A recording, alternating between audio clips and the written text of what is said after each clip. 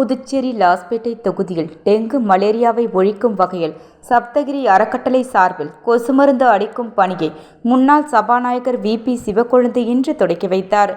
புதுச்சேரி லாஸ்பேட்டை சட்டமன்ற தொகுதியில் கடந்த சில நாட்களாக கொசு தொல்லையால் டெங்கு, மலேரியா மற்றும் மர்ம காய்ச்சல்கள் பரவி வரும் நிலையில் பொதுமக்கள் ஸ்ரீ சப்தகிரி அறக்கட்டளையின் தொலைபேசிக்கு தொடர்பு கொண்டு தங்களது இன்னல்களை கூறிய நிலையில் நமது முன்னாள் சபாநாயகர் சப்தகிரி வி.பி. சிவக்கொழுந்து அவர்களும் ஸ்ரீ சப்தகிரி அறக்கட்டளையின் பொறுப்பாளர் சப்தகிரி வி.பி.எஸ். ரமேஷ்குமார் அவர்களும் தங்களது சொந்த செலவில் லாஸ்பேட்டை தொகுதி முழுவதும் கொசு மருந்து தெளிக்கும் பணியினை இன்று உழவர் சந்தை, நேதாஜி சிலை அருகே தொடங்கி வைத்தனர்.